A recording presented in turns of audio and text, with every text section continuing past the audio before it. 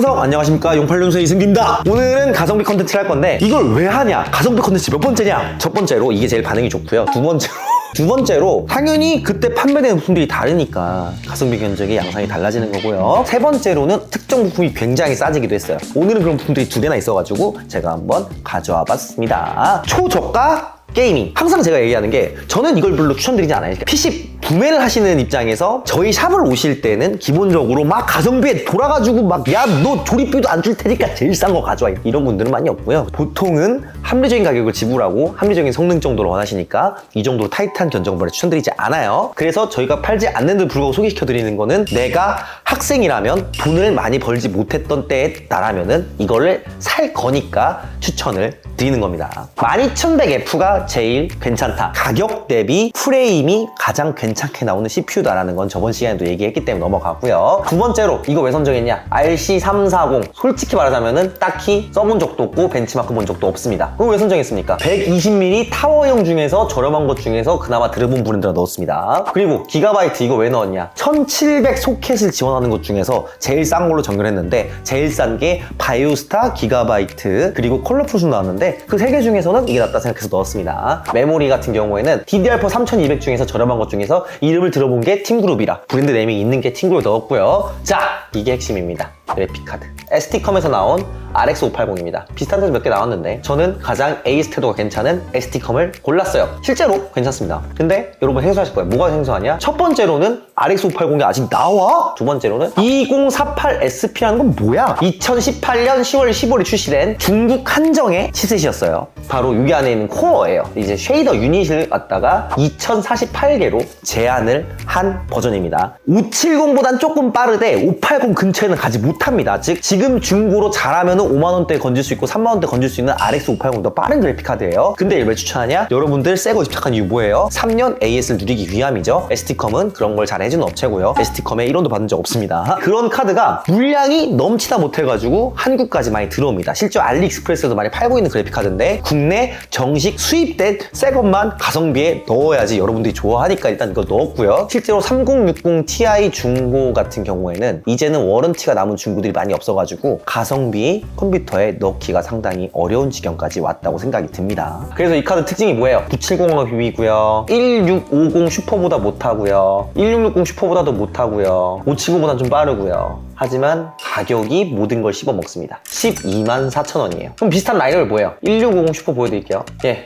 물량이 없어요. 아예. 그럼 1650 노말 같은 경우에는 가격이 지금 20만 원이에요. 그러니까 추천이 될 수밖에 없다는 거예요.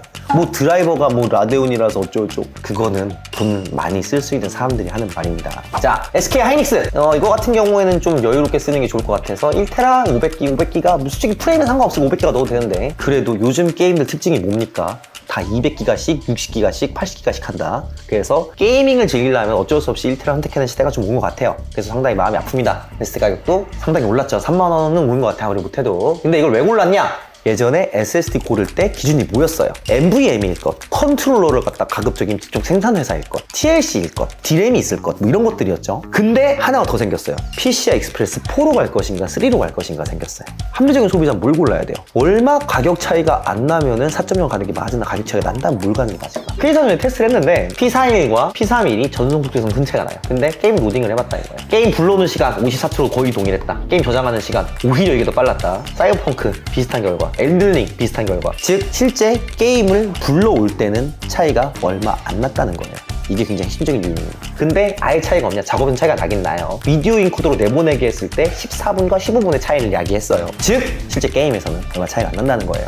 그래서 조금이라도 싼 P31을 사는 게 맞는 것 같습니다. 그리고 케이스는 그냥 마음에 드는 거 이거 아니더라도 솔직히 말씀드리자면 저는 R120 같은 게 낫다 생각이 차라리. 케이스라는 거는 껍데기이기 때문에 게임 프레임에 그 어떤 변수도 야기할 수가 없어요. 그렇기 때문에 조금은 싼 걸 넣는 게 맞기 때문에 넣었지만 개인적으로는 그래도 이거는 디자인이 지금 이렇거든요. 진짜 사무용처럼 생겼어요. 그것 중에서 좀 그나마 플랫 높이 높아서 넣은 건데 어지간하면 이런 거 말고 이렇게 저발열 게이밍을 갈 때는 이렇게 좀 디자인이 엣지라도 있잖아요. 전면이 밋밋해가지고 플랫하잖아요 좀. 그래서 이런 거 좀 가라. 이게 추천을 드리고 싶어요. 10,000원 정도 차이가 나지만. 자, 파워 뭐 CW CWT의 OEM인 잘만 에코맥스 넣는 게 맞는 것 같습니다. 59만 원 정도 나온다. 제가 볼 때는 이게 지금 가장 빈민의 원픽이고요. 빈민의 원픽? 과거에 저처럼 컴퓨터에는 관심이 많았으나 신분상 제약으로 돈이 별로 없을 때 살만한 PC가 이 정도가 되는 것 같고요. 기대할 수 있는 게임 같은 경우는 결국 리그 오브 레전드 프로 같은 거, 이런 거는 많이 기대할 수가 있을 것 같습니다. 두 번째 견적의 테마는 영상 편집에 대한 가성비예요. 지금 저는 딴 거보다 이거에 집중을 합니다. 12세대 재고떨이가 본격화됐다. 12,700K의 벌크 가격이 심상치가 않아요. 39만 원. 아마 실제로 알구몬 같은 데 보면 더 싸겠죠. 보여요? 37만원까지 들어왔어. i7인데 12,700K인데 3,700인데 이게 들어왔다. 12,700K F보다 쌉니다. 그럼 이게 뭐가 좋아요? 동영상 편집 같은 워크이테이션도 이렇게 좋겠죠. 벤치를 보니까 12,700에 비해서는 13,600K가 조금 미미하게나마 프리미엄에서 성능이 좋긴 해요. 그리고 13,700K랑 13,700K도 조금 벌어지죠. 그럼에도 불구하고 가격이 깡패입니다. 걔들 얼마씩 하나 볼까요? 내장 그래픽 들어간 것 중에 제일 싼 게 심지어 K도 아닌 버전이 50만원씩 해요. 15만원의 격차가 난다고. 그러면은 i7 13세대 같은 경우에는 자 43만원이에요. 비싸.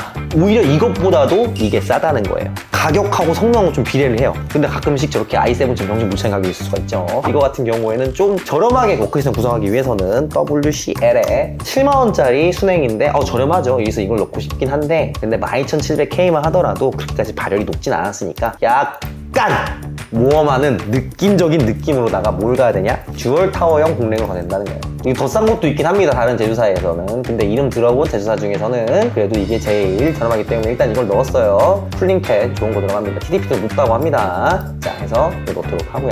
메인보드.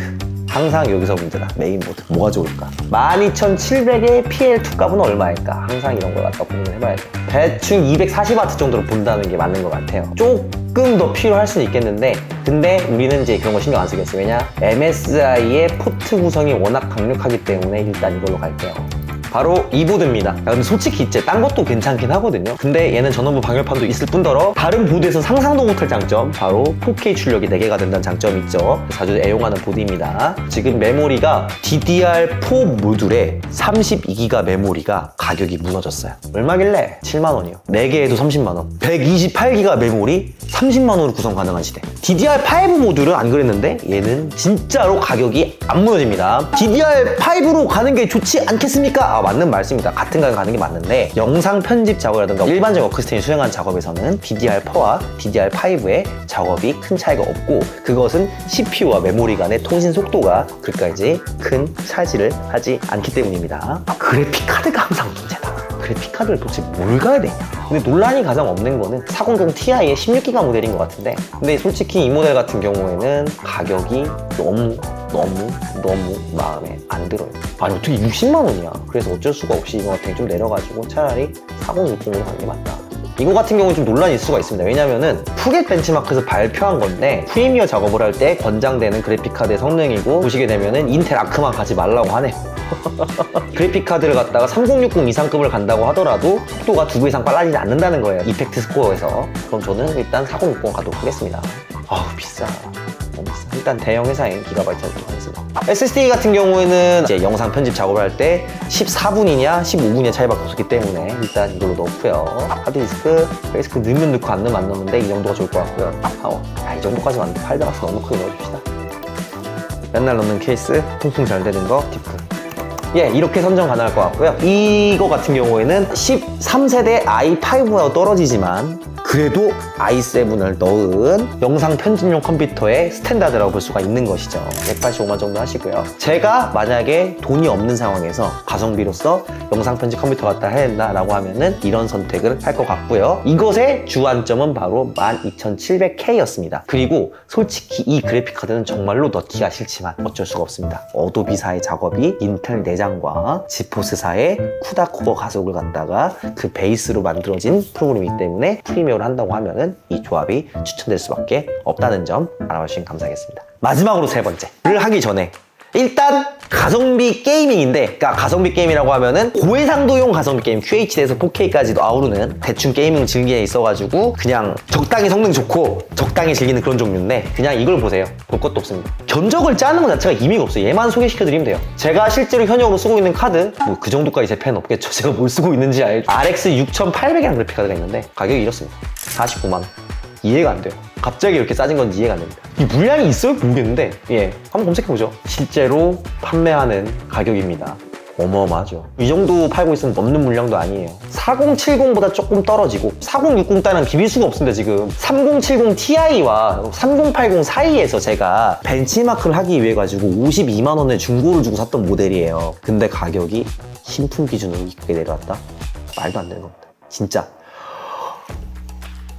그냥 뭘 고민하고 있어. 7700 XT보다 빠른데. 그냥 네, 얘도 AMD의 테크놀로지 AFMF를 가지고 있고요. 즉 프레임 2배 뻥튀 기술을 가지고 있는 아주 잘 적용이 되는 거고요. 그리고 드라이버 문제는 최소한 제가 겪을 때는 큰 문제는 이 정도 없어요. 그러니까 한 1년 전까지만 하더라도 넷플릭스가 제대로 4K가 안 나오는 잠깐의 트러블, 그것도 이제 드라이버 버전 바뀌면서 없어졌고, 지금 제가 느끼고는 드라이버 버전도 많이 나아졌는데, 드라이버 버전에 대해 스트레스를 받는 거는 내가 라데온을 비싸게 샀을 때 받는 거고, 싸게 사면 안 받아 정상입니다. 그것도 감안하고서도 훨씬 싼 거예요. 지금 가격이 얼마나 싼지. 86포인트 성능을 낸다는 4090 Ti 가격을 봅시다. 얘 가격이 54만 원이에요. 아, 물론 특가는 더 싸겠지. 뭐 다른 선택을 하고 있냐는 거죠. 성능이 더 안 좋은 엔비디아 이제 그 4070 정도는 가야지 좀 비비는 느낌이 나는데, 4070 지금 얼마야? 4070 80만 원 한다.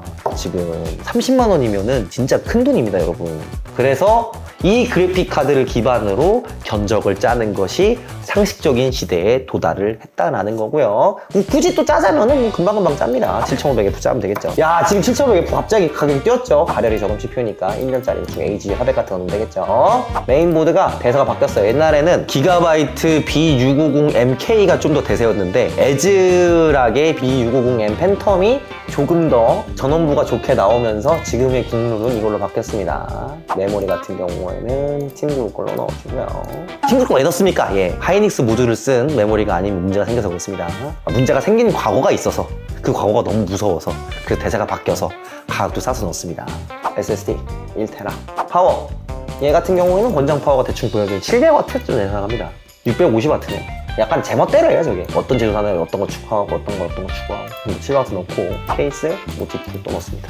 당장 하이엔드는 안 살 거고 지금 당장 재밌게 게임을 할 거야. 뒤도 안 돌아보고 이거 사는 게 맞다. 이 조합 실제로 하게 되면 좀 더 저렴하겠죠. 바로 이 그래픽 카드가 키포인트인 것 같습니다. 그래서 오늘 제가 키포인트 하는 부분들은 총 3개예요. 3개. 라데온 5800 2048 SP 커팅 모델 12만 원에 추천했고요. 12700K 벌크 모델이 갑자기 30만 원 후반대, 38만 원 정도에 풀려서 RX 6800이라는 그래픽 카드가 49만 원 정도에 풀려서, 그렇게 각각 딱 싼 부품이 있어가지고 각각 테마로 삼아가지고 한 개의 견적을 내봤다고 보시면 됩니다. 어떻게 도움 좀 되었으면 좋겠고요. 여러분들 생각하는 좋은 가성비 견적 있으면 더보기란을 참고하셔가지고 봐주시면 감사하겠습니다. 감사합니다. 충성!